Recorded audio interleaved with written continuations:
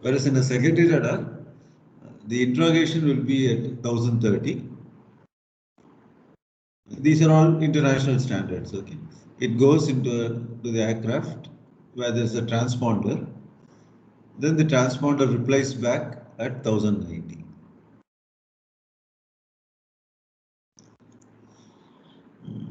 We get a lot of codes also from along with the replies, just not a reply pulse.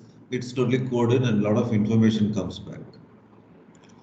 The advantage is it's just one-way travel. So naturally, you all seen that power in a primary radar, power received is proportional to 1 by R power 4. Whereas it's going to be 1 by, in a secondary radar, it's proportional to 1 by R square. So definitely it's going to be an advantage. It is just reversal of the DME equipment. In DME equipment, the interrogation is done by the aircraft and reply comes from the transponder. That is the ground equipment. Now the whole thing gets changed in secondary surveillance radar. The red one shows the transmitted interrogation and blue shows the generated reply. Another terminology they use is cooperative and non-cooperative surveillance. Secondary surveillance radars are cooperative surveillance systems because the aircrafts are fitted with this particular transponder, so it cooperates with the ground control. That's what it means. Whereas in a primary surveillance radar, there is nothing like transponder, just the receive signal. Slightly more details of the SSR. You have an interrogator. This whole thing is called interrogator. It has a coder, then it goes to a high power transmitter, and then this path it goes back. It goes through the antenna to the aircraft, and in the return path is the reply. It comes again through the antenna. Get normal radar receiver. Whatever reply is there, it's decoded and then presented on the scope. On the aircraft side, the interrogation is received and then you decode it. Then, depending on what sort of interrogation it is, you generate suitable codes and then transmit back to the ground control radar. That is the ground-based surveillance radar. So it's slightly different from a normal radar. Whereas for all practical purposes, the same transmitter and receiver is used. But what is additional is this coding and decoding stuff. And of course, in the aircraft, you require additional equipment, which is the transponder.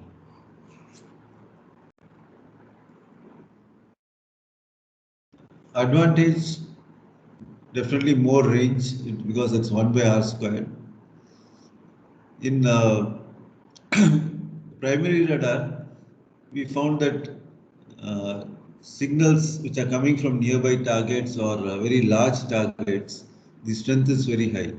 So I kept talking about thresholds, you remember. So the signal received can be like this, a large variation. Then you fix the threshold to eliminate noise. Higher the threshold, you eliminate noise, but you lose some targets.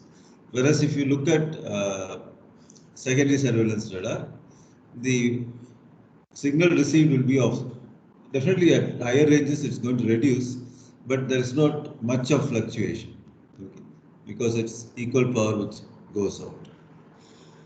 So there's no question of being masked by a noise and all those things. Then we talked about MTI in primary radar. Now that problem really doesn't arise because it's only the aircraft transponder which is going to reply back. So there is nothing like ground clutter.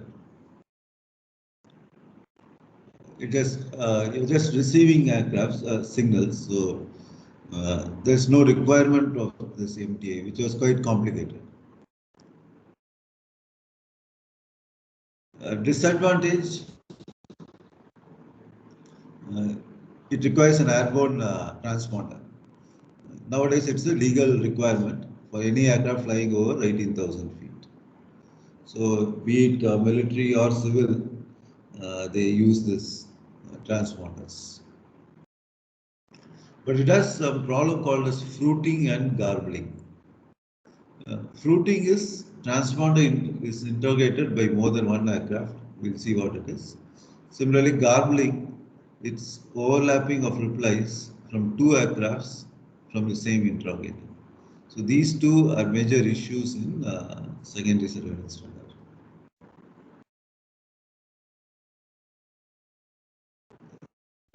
So this is how the scope looks like in SSR. Now coming to this I told you it's getting coded. Okay, all interrogations are coded. So what is this code?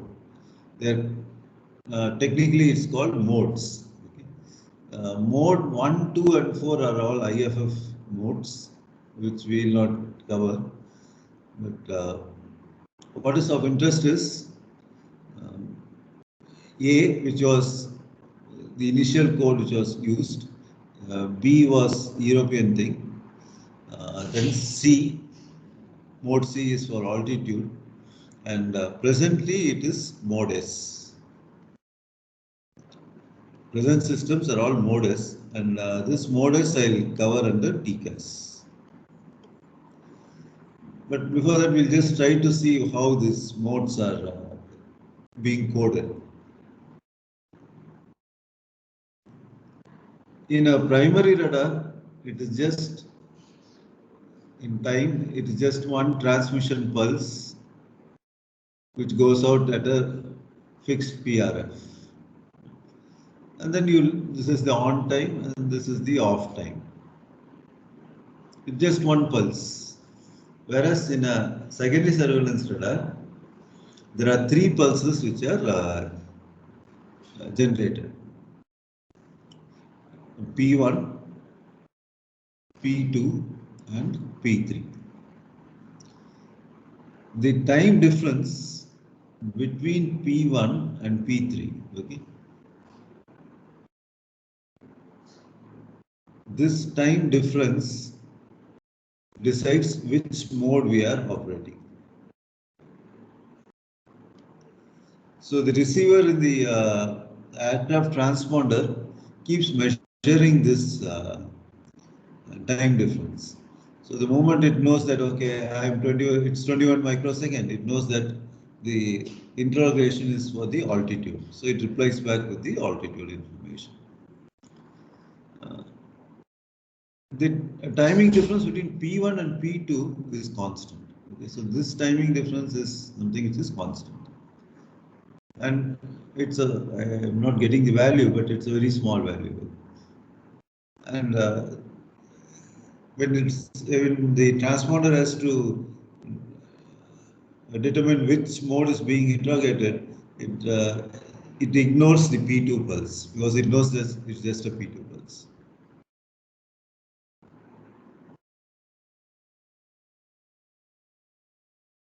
Okay, now there is a problem. There is something called as side lobe suppression. When we talked about antenna theory, I told you that if you want the directivity to be very high, that is the beam width to be very low, it means that antenna theory says that the number of side lobes increases. Whereas in surveillance radar, we would like to have a very narrow beam width. Only then you can have accuracy in azimuth. Okay. That is your center. I want to differentiate aircrafts coming very close to each other in different radius. So I definitely would like to have a very narrow beam width. I don't want to lose out that information. But this comes at a cost because we have all these side lobes.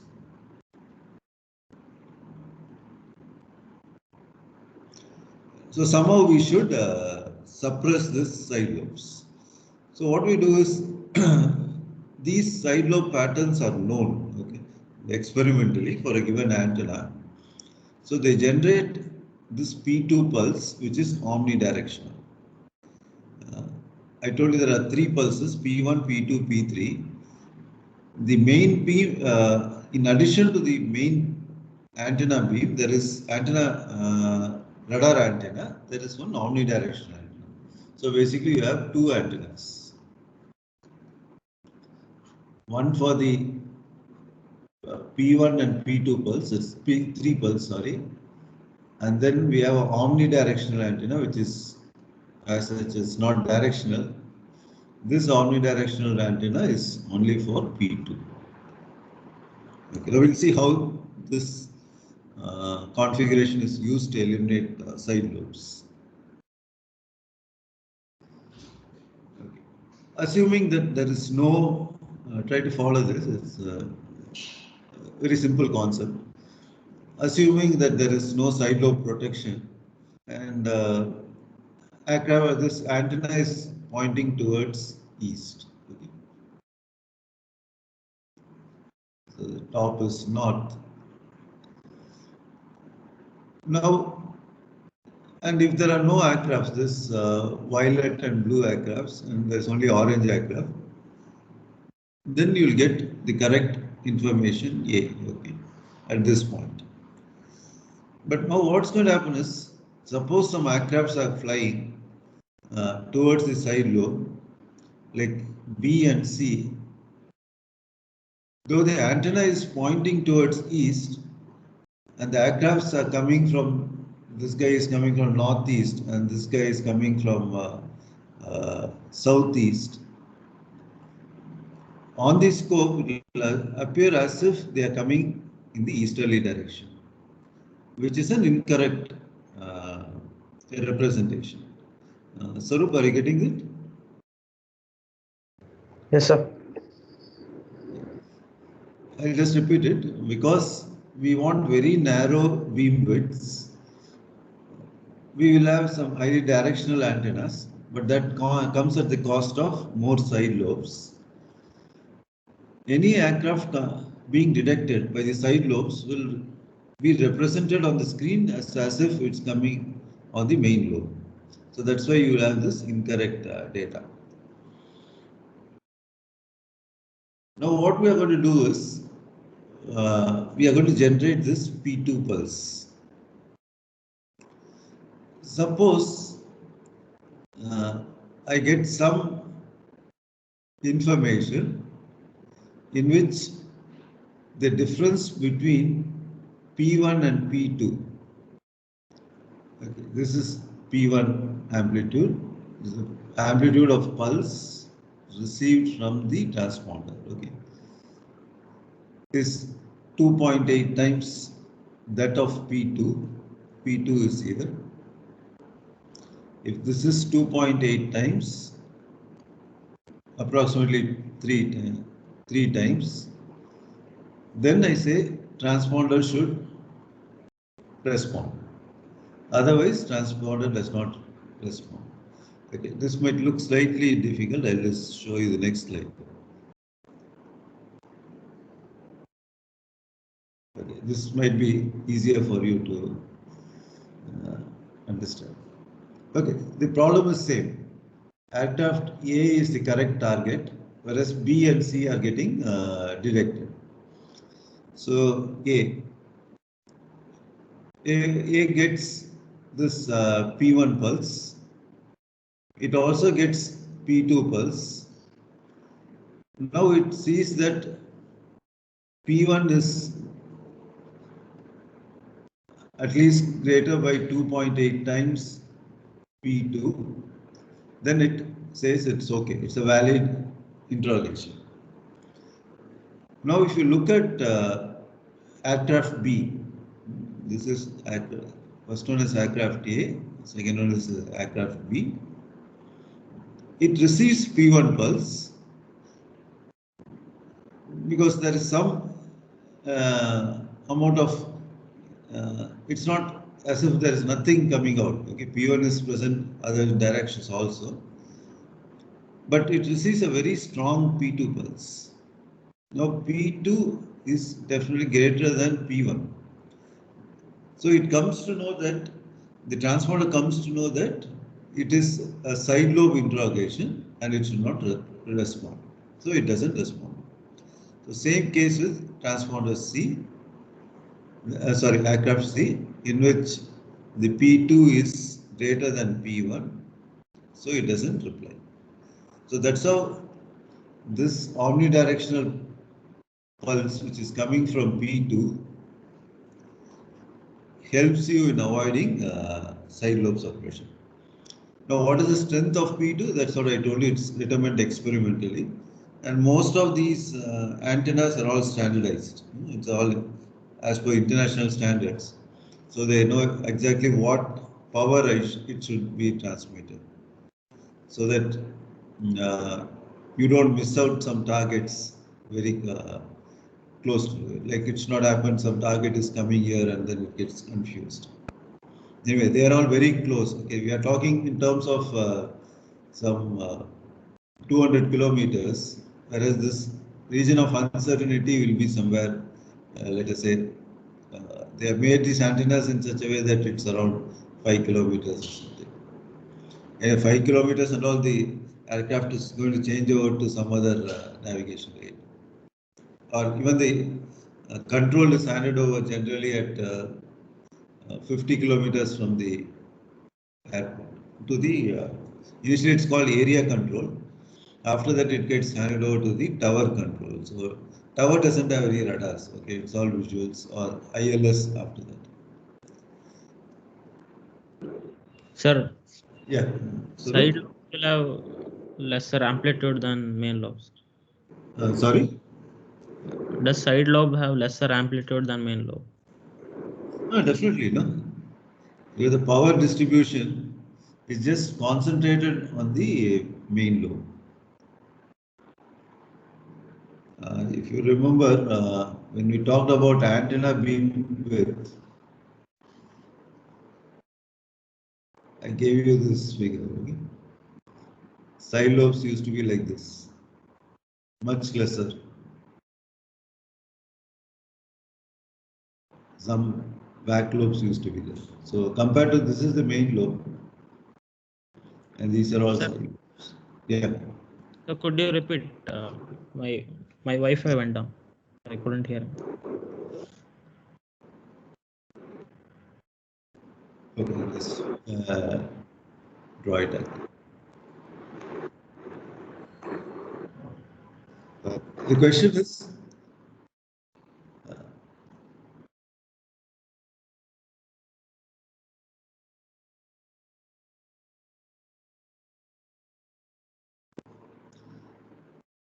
if there is only aircraft A,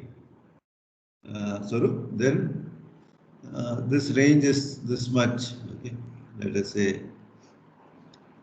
I'm just giving some fictitious number, some 100 kilometers. So this is the antenna position, radar position, and 100 kilometers away you get a blip for A. Is it okay, Saru? Yes, sir. Now, when the antenna is pointing towards east, there is one aircraft coming from northeast. And let's assume that it is aligned with the side lobe of the antenna. Now, this is approximately, say, 10 kilometers. So B gets represented at that range, but in the direction of east. Similarly, C, aircraft C, which is coming from southeast, that also gets detected, but it's represented as if an aircraft is coming from east. So, though there is only one aircraft which is coming from east, because of the side lobes, you'll have 3 aircrafts being detected or represented on the screen. Is it okay, Saru? Can you visualize it? Yes, sir. So let's assume both are 45 degrees. Let's say the antenna is now pointing towards northeast. Now the main lobe is going to be here. It will detect B. If aircraft A is very close, then A also will be detected. The antenna is rotating like this. So that's going to create confusion. So we want to somehow eliminate the replies from B and C.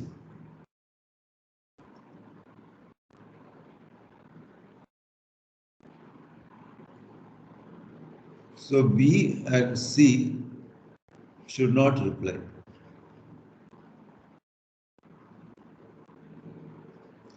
But B and C are just having transponders like A. Okay. The moment they come across a P1 pulse and a P3 pulse, they'll start replying. Because for them, they don't know because the transponder doesn't know whether the interrogation is from the main lobe or side lobe. Isn't it, Saurabh? It's a box. Yes, sir. No way it can find out whether the interrogation is coming from main lobe or side lobe. So some additional information has to be given to the transponder to say whether it is coming from the side lobe or main lobe. So that additional information is coming from P2. So in the transponder, now this decision is being done by the airborne transponder, not at the ground level. Okay, the aircraft transponder is doing this job. Let's take the case of aircraft A. It receives P1 pulse, it receives P2, it receives P3. Difference between P1 and P3 will decide what mode it is. No issues. But before it replies, it will also measure what was or it would have measured already what is the P2 pulse strength. And if P1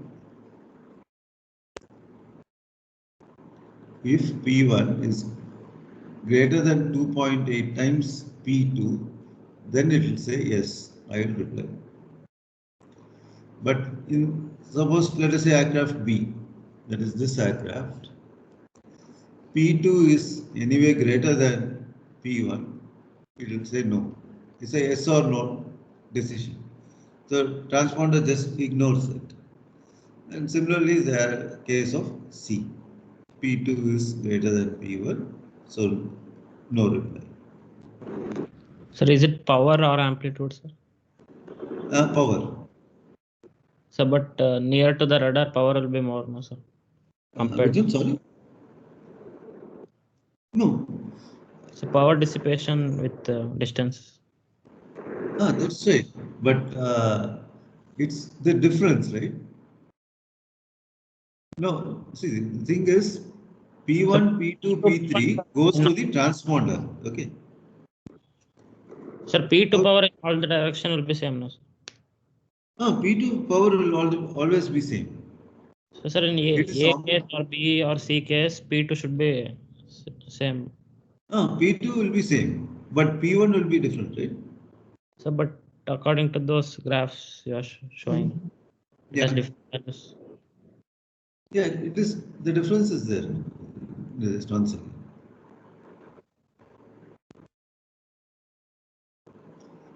Okay, let's take the first case. The main beam is pointing towards aircraft A. So interrogation is coming from the main beam, right? Yes, so sir.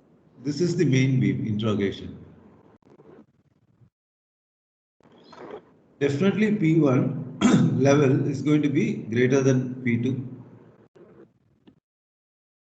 P2 is always there, okay? When the moment P1 is transmitted, P2 gets transmitted by the omnidirectional thing.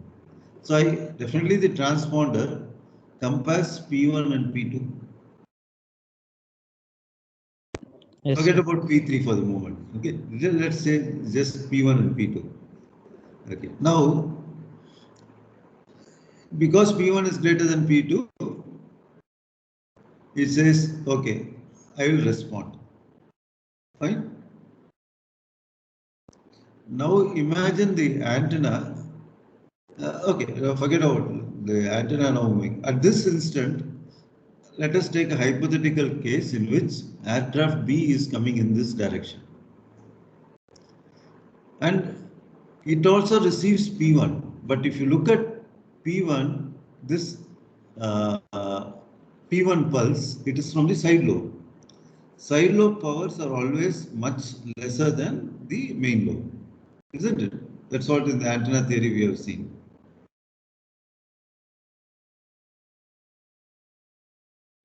So the main lobe and side lobes used to be very small. Okay, if you look at the levels, power levels, they used to be very less. So that's why you look at this P1 and this P1 at the same instant. It's the same thing which is happening at the same instant of time. But what is detected by aircraft B, it is coming from the side lobe. So definitely the side lobe power is less. So that's what you see here. This is the main lobe and this is the side lobe.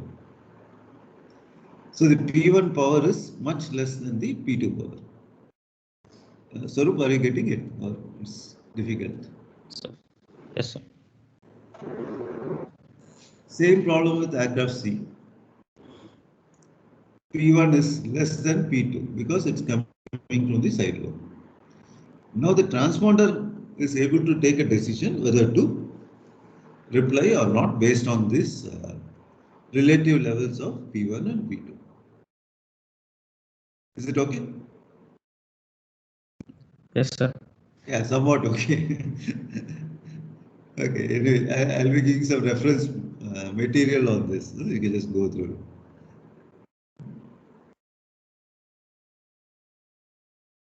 it. Okay.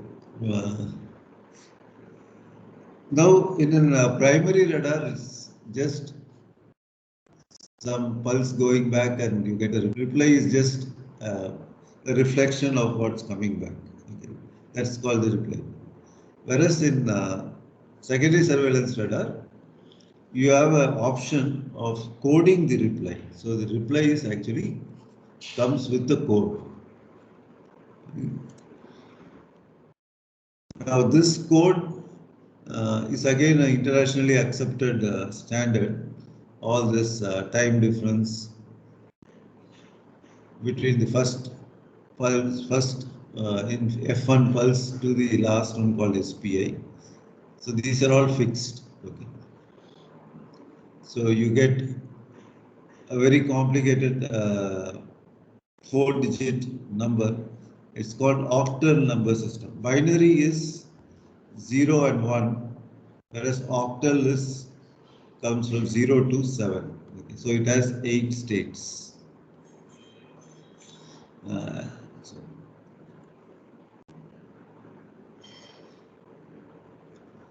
okay.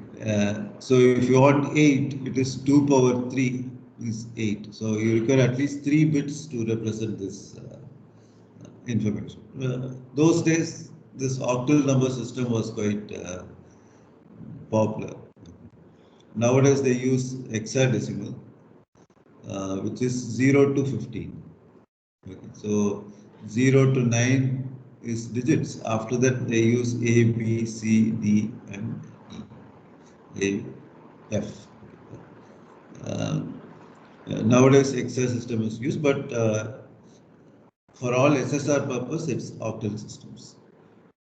So it's a 4-digit octal system. So that's why you have this A,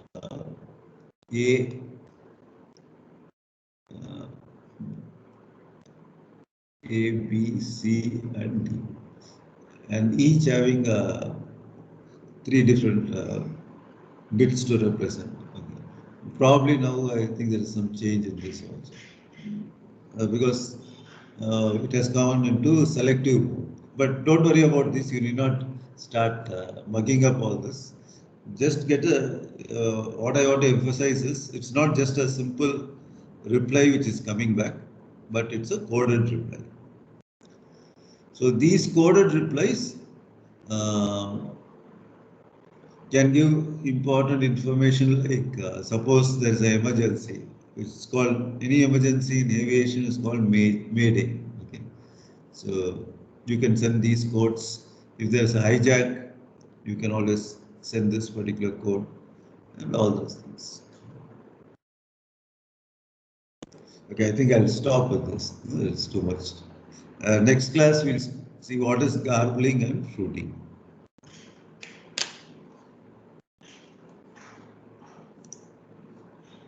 Okay, Sarup, no, is it all right? Yes, Or sir. I'll repeat the reply part in the next class. So that will be easier for you. Okay. Great. Thanks, Sarup. We'll meet in the next class.